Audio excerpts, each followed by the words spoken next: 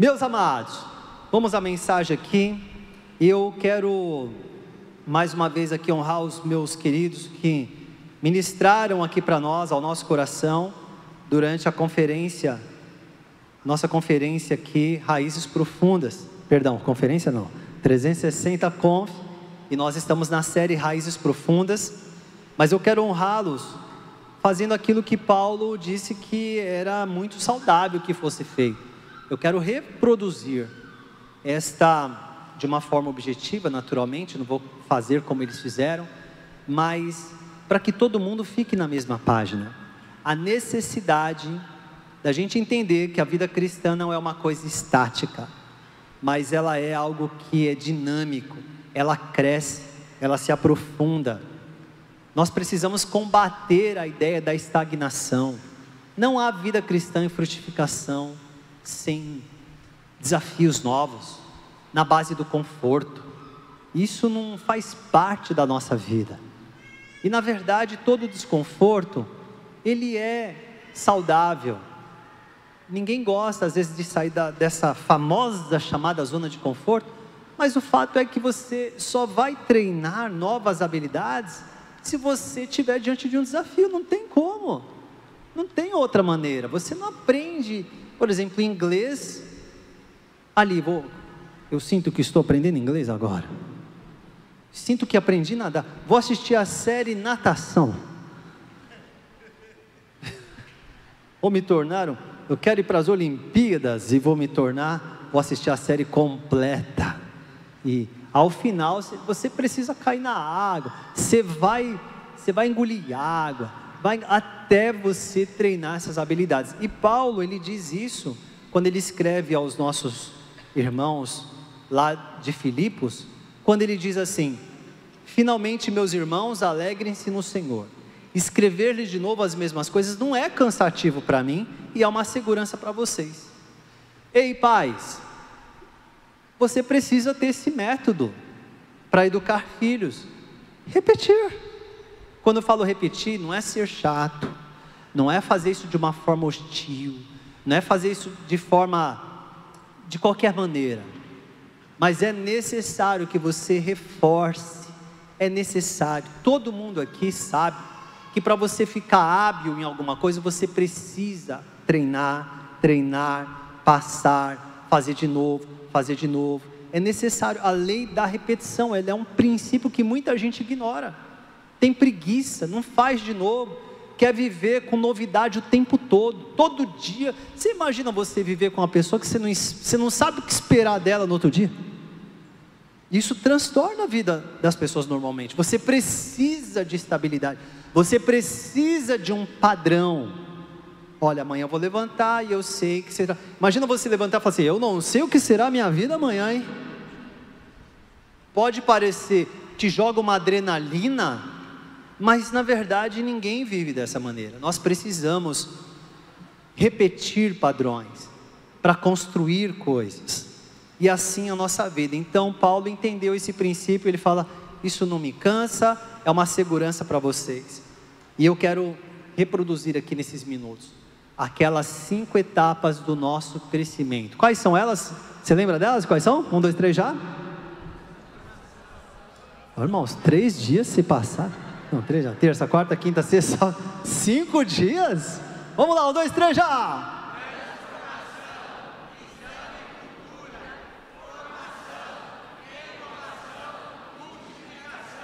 Ok, eu senti que veio aí uns 40% da igreja, né? Então vamos lá. Falamos sobre transformação. Transformação, visão, formação, renovação e multiplicação. Mais uma vez para fortalecer. 1, 2, 3 já.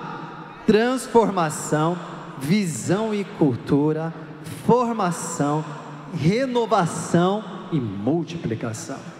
Se todo cristão entendesse isso, que a vida dele pode ter todas estas etapas. Nós organizamos isso de uma forma linear, apenas para que seja didático, mas nós sabemos que a tarefa, a missão do Espírito Santo dentro de nós, Ele não trabalha isso de forma linear, Ele vai trabalhando, Ele conhece nossa vida.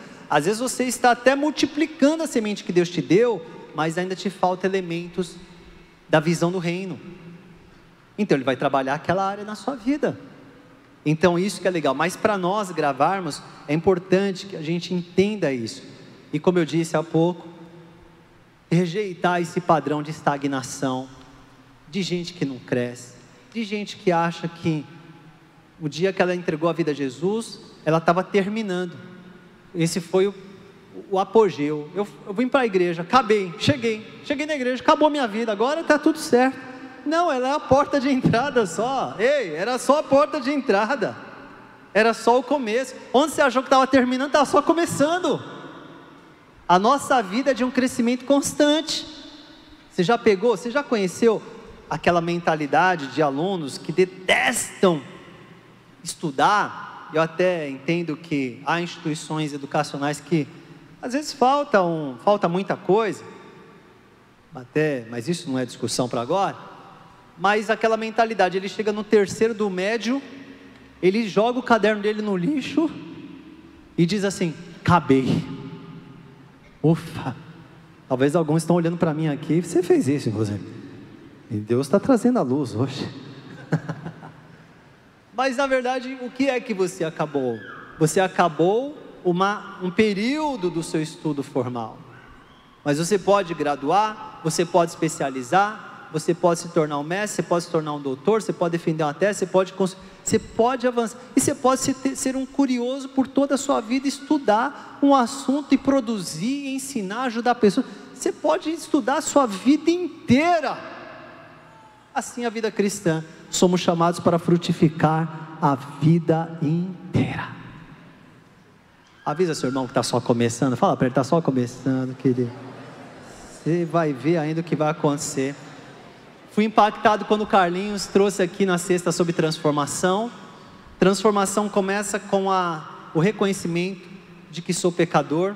Foi assim que Pedro entendeu a sua vida diante de Jesus, diante daquele milagre que havia acabado de acontecer. Ele se sentiu indigno. Irmãos, se não tiver um reconhecimento, uma quebra do orgulho humano, não tem transformação.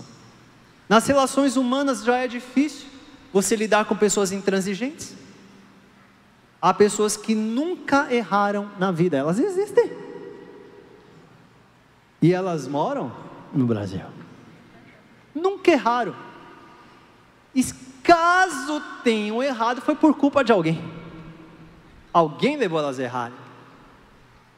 Agora você imagina, se nas relações humanas isso já torna o diálogo difícil, você imagina a posição do homem diante de Deus.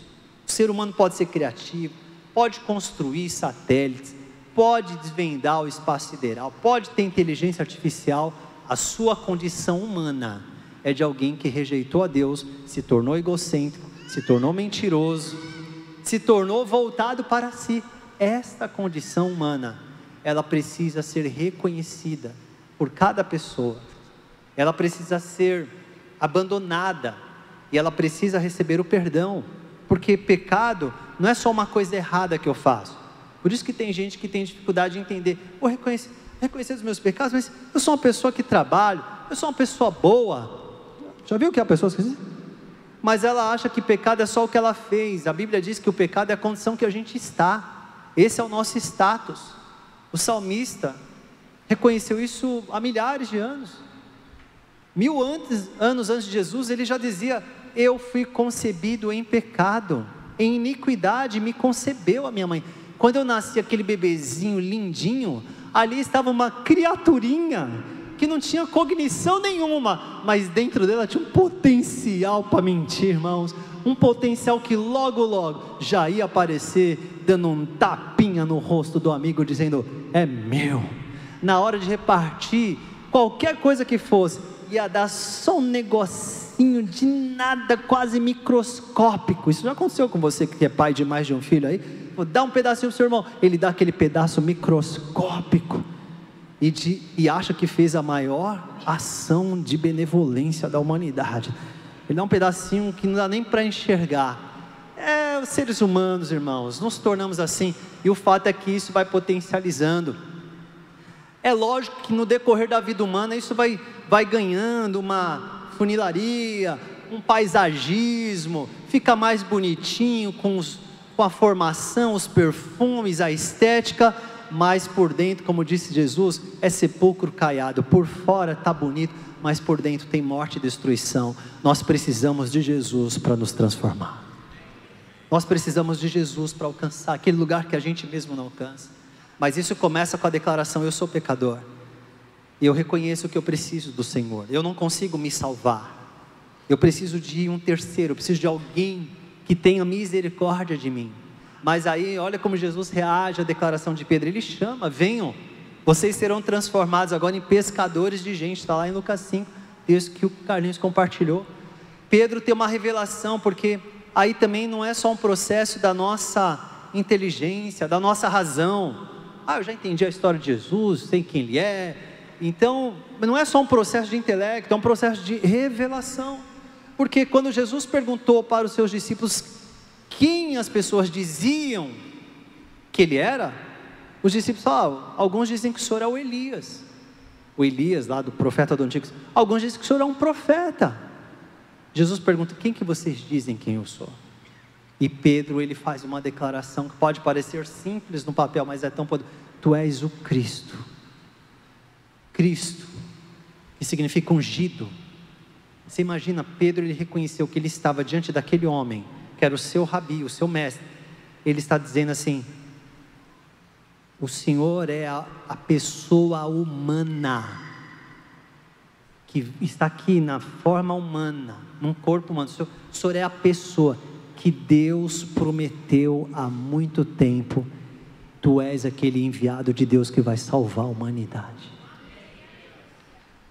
Queridos, Pedro, nós sabemos disso, ele não era uma pessoa acadêmica, formada aos pés dos grandes filósofos da sua época, ou de séculos atrás, mas Pedro teve uma revelação. Jesus valida rapidamente, dizendo que aquela declaração de Pedro, ela era fundamental, aquilo foi por revelação. Então a transformação, você percebe, ela tem um reconhecimento, mas ela tem o acolhimento de Jesus a todos aqueles que se quebrantam. A Bíblia diz através de Tiago que Deus, ele resiste aos soberbos. Quem tem soberba no coração, quem acha que é a coisa mais, o Senhor fica resistindo, ele resiste, mas ele dá graça aos humildes. Toda pessoa que se quebranta diante do Senhor, a palavra sempre é essa: você vai ser um pescador de gente. Ele acolhe, ele se revela. Precisamos ter uma revelação de Jesus, que a mente humana é incapaz, que eu não sou capaz de fazer por você. Isso é fruto de uma busca sua também.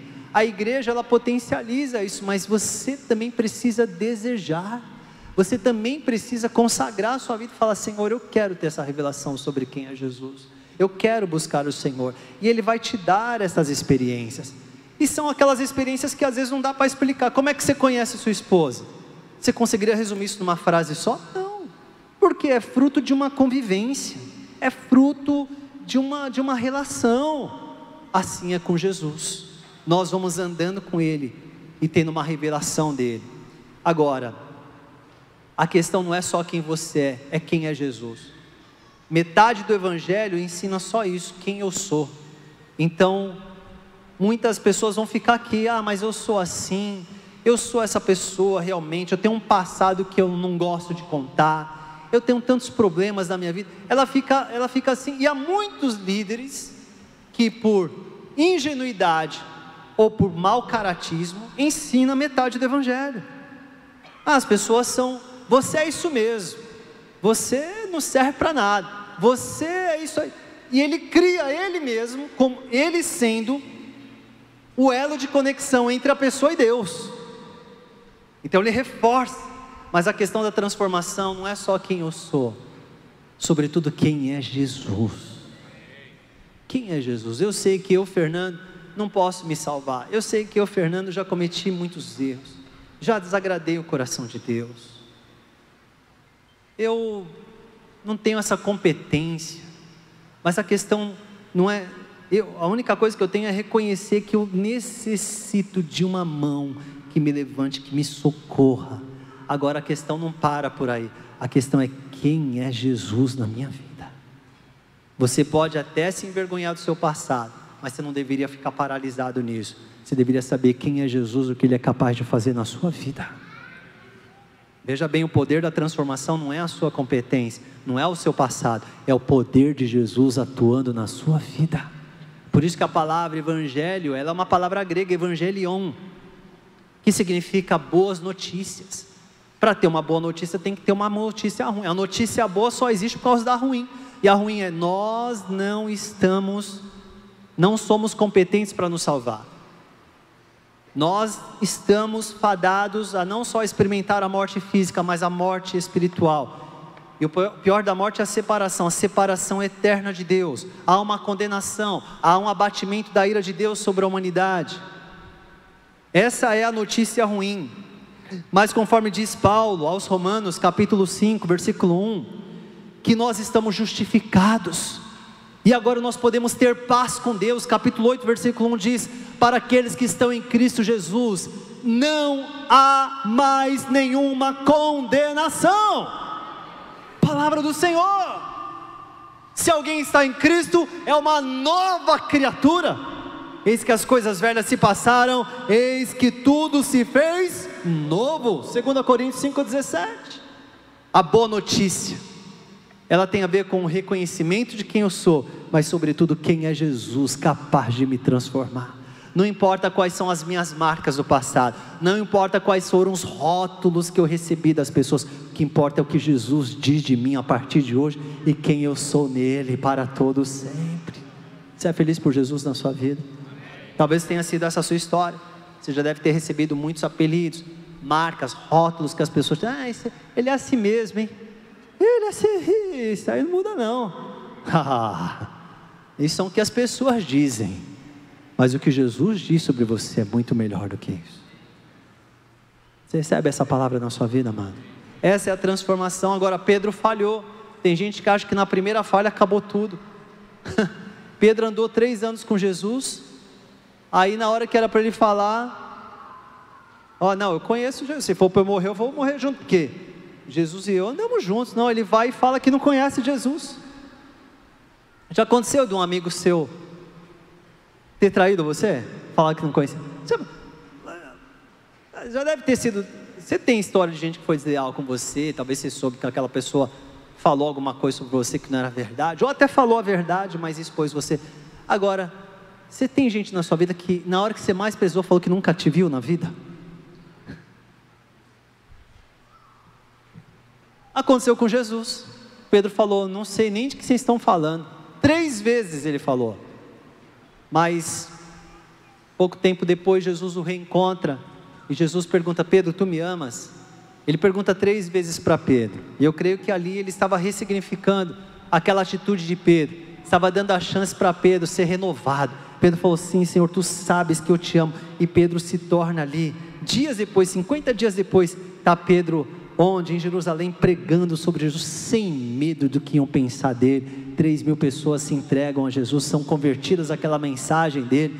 Pedro se tornou um homem ousado. Ele escreve na sua carta, aquele homem que era tempestivo, ele agora está dizendo: sede sóbrios, irmãos. Um homem transformado por Jesus. Então, queridos, onde a gente vai falhar? Foi isso que aprendemos aqui. Mas não é aquela falha que eu vou levantar de manhã e falar: eu vou falhar mesmo.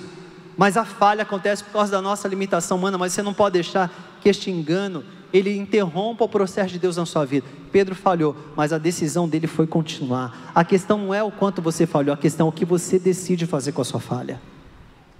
Se você decide ficar preso nela, ou se você decide receber o amor de Deus, se você decide receber o perdão de Jesus para continuar avançando. A transformação passa por tudo isso. Agora, a transformação ela não termina no dia, ela é contínua. Ela vai acontecendo de glória em glória. Ele vai aperfeiçoando a nossa vida. Nós vamos entendendo qual é a visão do reino, como Jesus mesmo orou, ensinou a orar: venha o teu reino sobre nós. Mateus 6, de 9 a 10, aprendemos isso aqui, o Fran ministrando no sábado. Aprendemos com as palavras de Jesus, Lucas 17, quando ele diz: o reino está dentro de vocês. A partir do momento que somos transformados, a partir do momento que recebemos a ação de Jesus na nossa vida, um conjunto de valores começa a ser transformado, porque essa é a transformação. A transformação, irmãos, não é que o meu corte mudou, meu cabelo mudou, meu bigode mudou. Não, o que muda são os nossos valores, as coisas que nós consideramos importantes para a nossa vida. Então este código de valores muda. E lá em 1 João 3,16, nós aprendemos que quando somos transformados, nós somos colocados na família de Deus. E a família de Deus tem um estilo de vida, onde servir é importante, servir uns aos outros, andar nas boas obras, edificar as pessoas. Por que edificar é importante? Porque eu não estou aqui só para buscar uma bênção para a minha vida. Ô pensamento miserável isso, irmãos! Ô ideia pobre essa de que eu só vou para buscar uma porta de emprego. O Senhor abre, é lógico que Ele abre. Irmãos, Deus não tem competência para abrir uma porta de emprego, irmãos. Ei, Ele criou o sol, a lua, Ele chama as estrelas pelo nome. Você acha que Deus está em crise? O que eu vou fazer com esse meu filho? Está precisando de uma porta de emprego. O que eu vou fazer agora? Essa eu não esperava, hein? Agora pegou.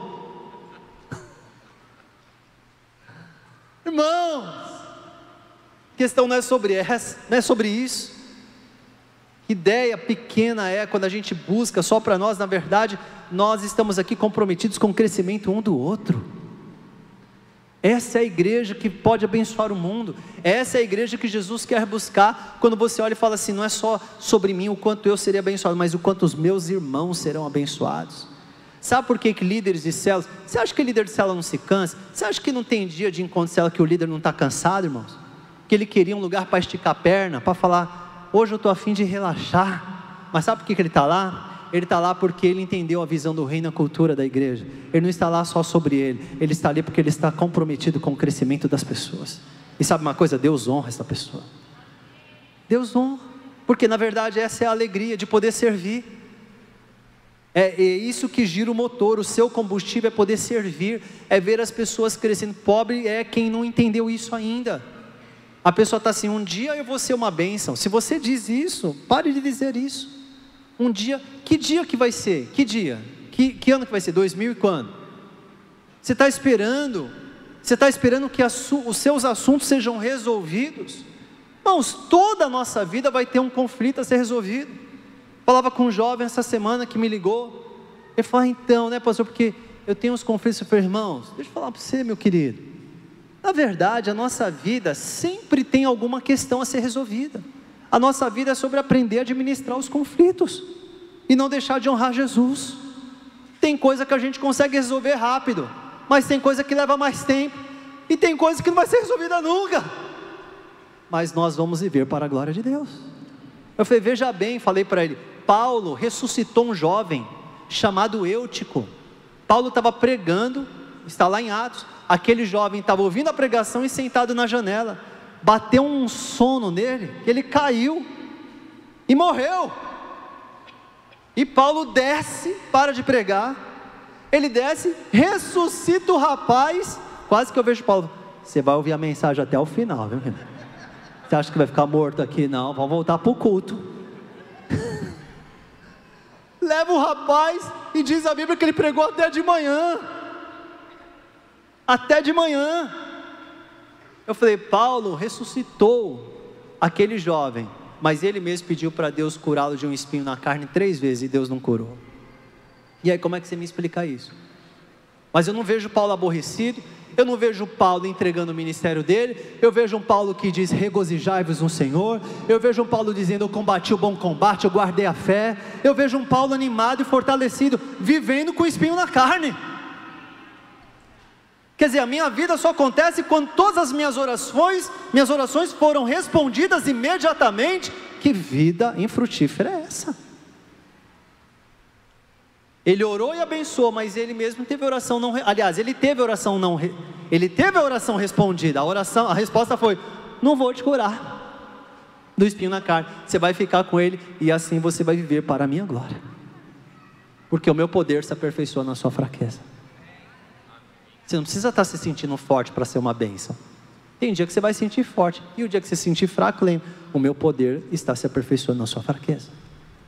Você vai continuar sendo um instrumento de bênção, você vai continuar edificando pessoas, você é leal, você protege os relacionamentos na cultura da igreja. Você não é aquela pessoa que leva e traz. Você tem cuidado até na forma de comunicar. Eu lembro que uma vez eu precisei ajudar um líder na forma de comunicação, porque você sabe disso, você lida com demandas humanas e se você se comunicar de forma ruim, você causa problemas. Eu lembro que isso eu devia ter uns 5, 6 anos de liderança, e eu lembro que eu dei uma orientação, eu precisei tomar uma decisão que as pessoas não iam gostar. Eu não lembro exatamente o que era, mas era uma decisão mais saudável para o nosso ministério naquele momento, embora a maioria da galera talvez não gostaria. Ele foi para a turma e falou assim: gente, eu estou aqui para dizer que o Nando disse isso. Ele jogou tudo nas minhas costas. Qual que é a forma mais sábia? Gente, estou aqui, o Nando pensou isso e tal, e a gente vai... Eu acredito que isso aqui vai trazer um resultado melhor para nós, é a melhor decisão. Ele comunicar isso de maneira, mas às vezes a má comunicação pode causar problemas de relacionamento. E eu sei que ele não fez isso porque talvez ele estava com más intenções, mas a comunicação tem que ter discernimento. Quando eu estou sendo leal, eu também tomo cuidado com o que eu vou proteger. Tem gente que é muito explosiva, tem gente que nem ouviu, qualquer coisa já explode. Esse tipo de pessoa também esqueci de falar, mora no Brasil também. Guarulhos também tem bastante gente explosiva, que nem ouviu direito, já vai dizer, já vai contar, já quer tirar satisfação, porque ele já vai tirando as conclusões, nem ouviu a coisa direito. Mas que preciosismo que é esse com seu ego? Calma, ouça, aprenda a conversar. Mas eu não sei abordar. Pastor, eu sou assim, eu não falo nada, mas quando eu falo tudo. Meu Jesus, cuidado de quem trabalha com você. Você pode falar tudo, mas você pode saber falar. Como que eu abordo uma pessoa que eu sei que falou mal de mim? Você vai chegar nela e falar assim: você está falando mal de mim? Não, você pode dizer assim: olha, você tem muitas maneiras de falar. Você pode dizer assim: olha, me parece que você teve essa percepção sobre mim, mas eu queria te ouvir melhor sobre isso. Eu quero te ouvir. Opa! Você não chegou com os 2 pés no peito, derrubando a pessoa e matando ela. Você deu a ela a chance. Eu queria te ouvir sobre isso, porque pode ser que tenha alguma coisa que eu de fato precise melhorar. Opa! Melhorou mais ainda? Porque tem coisas que a gente às vezes não quer ouvir também. Às vezes alguém que falou não foi justo, não foi leal, mas às vezes está falando uma coisa que a gente precisa prestar atenção mesmo. Alguém uma vez disse: você não tem amigos que falam com você a verdade, contrate um inimigo para falar. Descubra uma pessoa que não gosta de você, fala assim: eu vou pagar R$100 e durante 1 hora você vai falar o que você quiser de mim. Uns 90% ela vai falar coisa da cabeça dela, mas tem uns 10% ali que você vai falar: ela tem razão, hein? Mas ninguém estava me falando isso. Mas tirando isso, como é que você pode falar? Olha, eu soube, me parece, você fala: eu fiquei sabendo. Não, olha, me parece, não importa como você soube, me parece que você teve essa percepção sobre mim, mas eu queria te ouvir melhor. Você quer conversar comigo sobre isso? Eu quero te ouvir. Dá espaço para a pessoa falar. Aí às vezes você vai ver que ela, na verdade, o que ela falou era outra coisa, mas você entendeu o telefone sem fio, porque existe telefone sem fio, e você já estava aí todo reativo, explodindo tudo, querendo acabar com tudo. Calma! Irmãos, pode parecer uma coisa simples que eu estou falando, mas isso é lealdade, isso é honra. Como é que a gente trata bem as pessoas? Quanta gente às vezes na igreja brigando, causando confusão, a igreja por aí fora, pessoas se degladiando, no lugar onde o evangelho é pregado. Você está aqui comigo? Isso tem que ser aplicado dentro da própria casa, como o Fran disse aqui, esse é o selo de qualidade. O selo ele usou como um acróstico: servir, edificar, lealdade e honrar as pessoas. Vamos falar juntos? 1, 2, 3 já?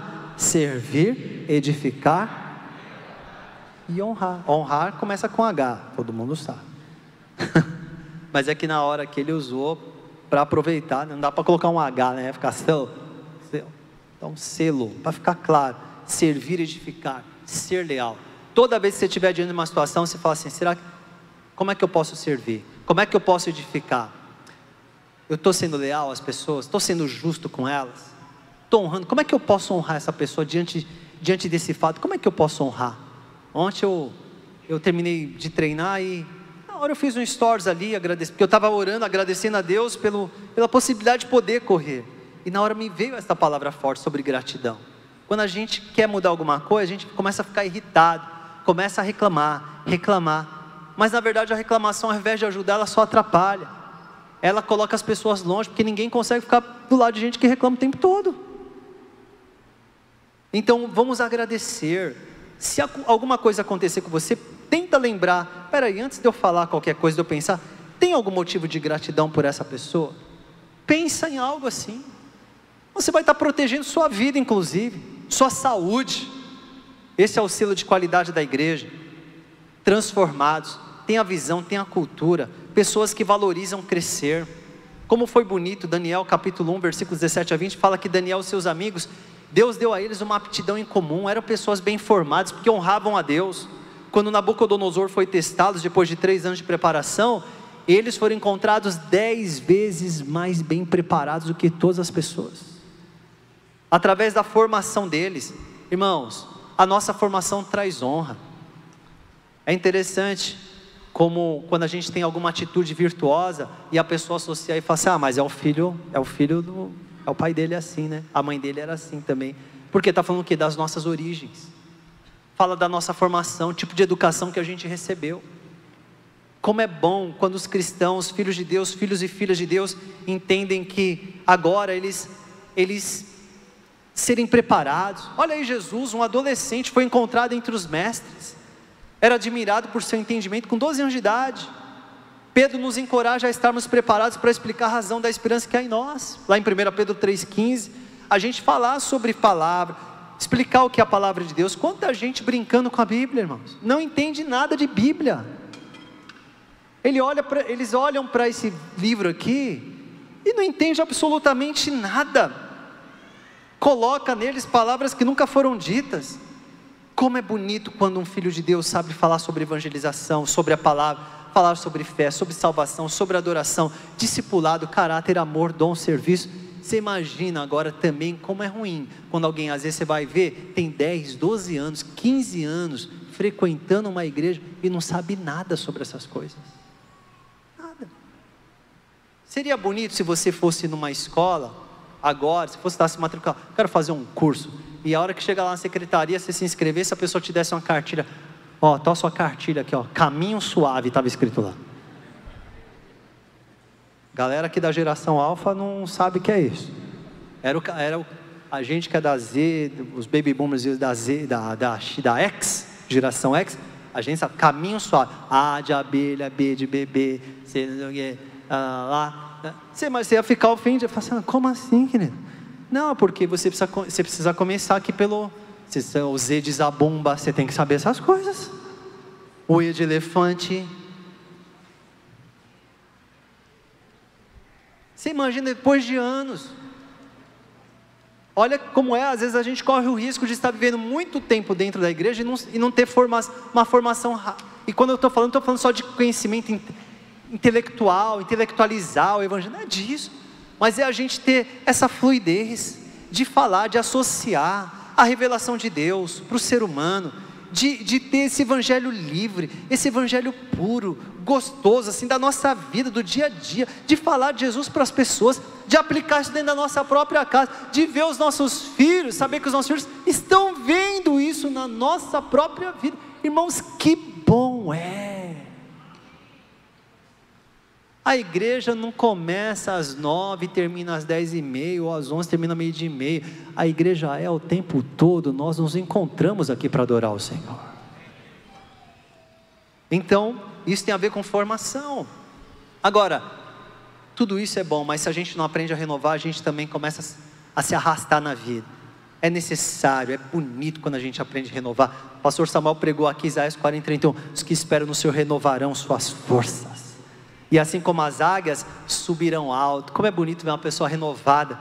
O renovo nos leva à origem, ao propósito. De vez em quando a gente tem que parar para lembrar: por que eu estou fazendo isso aqui? Por que eu comecei fazendo isso aqui? Nos faz substituir práticas ineficientes. Tem gente que nunca está pronto para mudar, para ser renovado. Sempre fizemos assim aqui. Nem tudo que te trouxe até aqui vai continuar te levando, cara.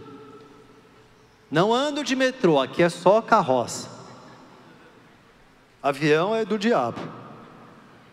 Nós começamos andando de carroça, puxado por cavalos, e viveremos assim até Jesus voltar. Não sacralize aquilo que não é sacro. O que é sagrado é a sua vida e seu relacionamento com Deus. Isso nada pode afetar. O restante são apenas meios. Não faça dos meios os fins e dos fins os meios. Cuidado para não tornar a sua vida com Deus e seu relacionamento banalizado e sacralizar e se tornar uma pessoa legalista com aquilo que Deus não chama de sagrado.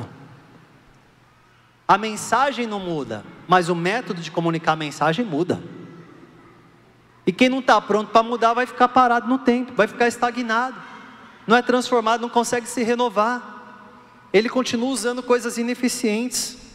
Agora, quando você começa a buscar formas mais eficazes, quando você começa a comunicar mais, quando você começa a entender que parar de vez em quando durante o dia é bom para renovar suas forças. Não vou perder tempo, perder tempo, você vai se arrastar, você vai estar arrastando aí daqui a pouco. Não, vou tirar férias em agosto, vou tirar 30 dias de férias em agosto para renovar. Irmãos, tem gente que tira férias e volta mais cansado ainda. Eu falo: por que eu tirei férias? Estou cansado, não consigo nem voltar a trabalhar.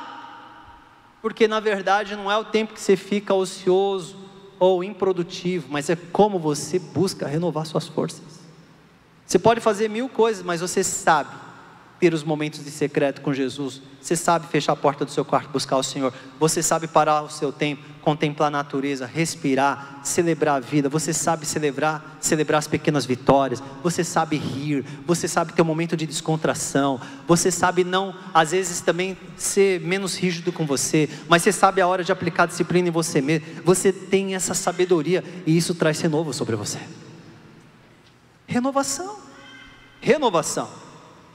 E por último, irmãos, quem vive tudo isso vai multiplicar. Vão e façam discípulos, disse Jesus. Você acha que Jesus vai dar uma ordem que a gente não ia ter competência para concluir? Ensinando a obedecer o que eu vos disse, Mateus 28, 19, 20. O Senhor vai confirmar por meio de sinais, maravilhas, também por dons do Espírito Santo. O Hudson ministrou aqui, Hebreus 2, 4. A ocasião em que Jesus encontra a mulher samaritana revela que o dia a dia é o momento para multiplicar a mensagem que levamos. Dia a dia, no dia a dia, as pessoas, você vai encontrar: agora é a hora, eu sou uma pessoa transformada, eu sou uma pessoa que eu tenho a visão do reino, meu conjunto de valores é celestial, eu tenho a cultura da igreja, eu sou uma pessoa que Deus está me formando, aprofundando as raízes, eu sou uma pessoa que eu estou buscando renovação, eu tenho muito para compartilhar, no dia a dia, como Jesus encontrou aquela mulher no poço. E ela então teve uma experiência com Jesus, ela teve a revelação de que Jesus era o Messias. Ela entra na cidade e fala: olha, eu encontrei o Messias. Aquelas pessoas vêm e falam assim: olha, nós ouvimos você falar, mas agora nós estamos vendo. E Jesus ficou mais um ou 2 dias naquela cidade, e aquela cidade conheceu o poder de Jesus. No dia a dia, você não sabe quem vai ser a pessoa. Eu já contei essa história aqui muitas vezes, mas quem é novo na igreja, talvez não tenha ouvido. A dona Zefinha, uma vizinha da minha avó, que levou minha avó a Jesus. E minha avó levou minha mãe meu pai. Paizão, há anos atrás, olhou para Guarulhos, começamos uma célula aqui. Essa célula se transformou numa igreja local, que já se multiplicou em outras igrejas, e localmente nós estamos multiplicando. Mas a dona Zefinha multiplicou a mensagem para a vizinha dela, a dona Maria das Dores. A dona Zefinha não sabe que a atitude dela gerou hoje muitas igrejas. E ela encontrou a dona Maria das Dores num evento, num grande evento. Não, ela era vizinha de muro com a minha avó. Estava vendo minha avó sofrer, vivendo um luto. Precisa apresentar Jesus para essa mulher. E aquela atitude dela, olha o resultado que teve. Às vezes a gente fica selecionando quem são as pessoas. Deixa eu ver o mais capacitado para levar. Se você estivesse ali vivendo com Jesus, você escolheu a pessoa mais brilhante, o Judas. Cuidado com o seu sistema de recrutamento e seleção. Não subestime ninguém. Eu vou lá, abraço essas crianças aqui no Start, irmãos. Eu sei que eu posso estar diante de um dos maiores pregadores do Evangelho da nossa geração. Eu olho lá, eu me arrepio. Eu falo assim, quem faz? Aqui eu posso estar diante de escritores, aqui eu estou diante de gente que vai usar inteligência artificial para mudar essa geração e pregar o Evangelho com força na minha geração, irmãos. Eu não sei, não subestime ninguém, hein? Multiplique a mensagem. Nós somos as cartas vivas, aprendemos isso. As pessoas não estão lendo a Bíblia, elas estão lendo a nossa vida. 2 Coríntios 3, de 2 a 18. E se você quer viver isso, permita que o Espírito Santo revista a sua vida de poder. Porque o poder do Espírito Santo vai tornar essa mensagem visível em sua vida e ela vai ser desejada pelas pessoas. Você recebe isso na sua vida em nome do Senhor Jesus? Você quer viver isso para a glória do Senhor em nome do Senhor Jesus? Em nome do Senhor Jesus, você pode aplaudir bem forte ao Senhor nesta manhã. Aplauda mais forte ao Senhor, Ele é o autor de todas as coisas. Você pode ficar de pé nessa hora, meu amado, minha irmã, meu irmão. Aleluia. Como igreja do Senhor, eu quero fazer uma oração com você. E simbolicamente, queria que você desse as mãos aí à pessoa do seu lado. E às vezes você pode estar neste momento, às vezes mesmo ouvindo essa palavra, você está somando muitos fracassos na sua vida. Como eu disse aqui, não importa o que você foi, mas quem é Jesus na sua vida. A sua história, na verdade, se você aprende com ela, não está perdida. Nessa manhã, eu quero lembrar que Jesus vem buscar uma igreja que, eu confesso para você que um dia eu pensei assim, eu falei, a Bíblia diz que Jesus vem buscar uma igreja sem mancha, sem mácula nem ruga, que significa buscar uma igreja que assim, eu cheguei, na minha falta de entendimento lá atrás, eu fiquei pensando assim, vai demorar para ter essa igreja aí, né? Como que vai ser uma igreja? Eu pensei, uma igreja que não erra, uma igreja perfeita, mas depois com entendimento. Eu entendi que a perfeição, na ótica de Deus para a nossa vida, ela não significa inerrância, mas ela significa a nossa disposição, nosso quebrantamento. Quando a gente erra, a gente resolve rapidamente, a gente não pode parar, mesmo que falhemos como Pedro, nós nos arrependemos, nós tomamos uma nova atitude. É essa igreja que Jesus vem buscar, porque até o último dia da vida de todo mundo, nunca vai existir, tem um dia que nunca vai existir, na sua existência, nunca vai existir durante sua jornada aqui na terra. Vai ser aquele dia que você vai olhar para si e falar assim, já sei tudo, já aprendi tudo e não erro mais nada. Se isso não vai acontecer na vida de ninguém, isso não vai acontecer na vida naturalmente de uma igreja. Todos nós sempre vamos aprender, mas sabe qual é a igreja que Jesus vem buscar? Essa igreja que vive na prática esse amor. Nós amamos. Você sabe quando você está diante de uma igreja que realmente ama. Você sabe quando você está nesse ambiente que honra Jesus. E Jesus falou, sabe pelo que vocês vão ser conhecidos? Vocês podem fazer grandes eventos. Aqui não são palavras de Jesus, são as minhas, tá? Você pode fazer grandes eventos, mas vocês vão ser conhecidos pela forma como vocês se amam. As pessoas vão olhar isso e falar assim, a gente tem tudo que essa igreja não tem, mas nós não conseguimos ter isso. Isso que eles têm, a gente não consegue ter. E é isso que é representado por essas mãos dadas. Nós estamos comprometidos uns com os outros. 2024 está aí, irmãos. Já estamos vivendo ele. Como é que você vai chegar no fim desse ano? Do mesmo jeito, sem formação, talvez sem transformação, sem a cultura do reino na sua vida, vivendo a vida da igreja, sem multiplicar nada, guardando e retendo as sementes para você mesmo, num saquinho, só para você, sem aprender a ser renovado. Se você fala assim, nossa, eu não consigo viver tudo isso, eu também não, mas o Espírito Santo nos ensina, e nós temos uns aos outros. Olha aí, olha aqui a sua família, dá uma olhadinha do lado aí, para a direita, para a esquerda. a sua família na fé aqui, irmãos. Vamos juntos? Sim ou não? A igreja tem muitos problemas, tem muitas coisas a serem tratadas, mas não seja aquele que aos olhos do mundo destrua a imagem da noiva. Quando alguém fala, a igreja, eu falo assim, a igreja tem muitas questões, o Espírito Santo vai tratar. Ele tem um compromisso em aperfeiçoar a igreja. Não destrua a imagem da noiva.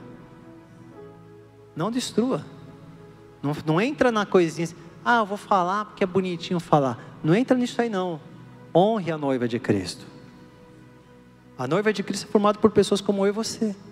Estamos aprendendo. Então vamos trabalhar juntos em nome de Jesus. Vamos orar. Ore aí pelo seu irmão, pela sua irmã. E ore para que fala assim, Senhor, não deixa meu irmão ficar parado. Não deixa ele estagnado. Senhor, eu oro abençoando a vida dele. Vamos orar, nós estamos juntos aqui. Em nome de Jesus nós oramos, Senhor, uns pelos outros, de mãos dadas. De mãos dadas nós oramos, nós estamos unidos aqui em amor. Unidos em amor e lealdade. Para servir um ao outro, para honrar um ao outro, Senhor. Para edificar um ao outro. Pai, às vezes esse não é o caminho escolhido por muita gente. Às vezes o caminho escolhido é aquele caminho só de buscar as bênçãos para si, de resolver os seus problemas, mas nós não temos esse compromisso. Nosso compromisso é honrar e abençoar um ao outro aqui, Pai. Nós somos uma família, a família de Deus. Nós estamos aprendendo a viver em amor. Nós estamos sendo aperfeiçoados. Por isso, Pai, nós oramos uns pelos outros aqui e declaramos a bênção do Senhor e declaramos que cada um aqui vai avançar, cada um aqui vai ser aperfeiçoado. A obra que o Senhor começou, o Senhor vai aperfeiçoar na vida de todos aqui. Declaramos esta realidade espiritual. Assim como Pedro falhou, nós também muitas vezes falhamos, mas nós não ficaremos presos aos nossos erros. Nós vamos olhar para Jesus e nós vamos dizer, nós te amamos, Senhor. Tu sabes que eu te amo, Senhor. Tu sabes que eu te amo. E nós vamos frutificar para a glória de Deus. Senhor, nós não queremos amar as coisas dessa vida. Essas coisas da vida, Senhor, são apenas meios, mas o nosso amor é dedicado ao Senhor e às pessoas. Não estamos presos às coisas aqui da terra, Pai. Elas são apenas os instrumentos para a gente poder realizar a Tua obra, para a gente viver condignamente, mas elas não tomam o nosso coração. Quem está entronizado no nosso coração é o Senhor Jesus. Nós te amamos, Jesus, contemplamos a Tua beleza.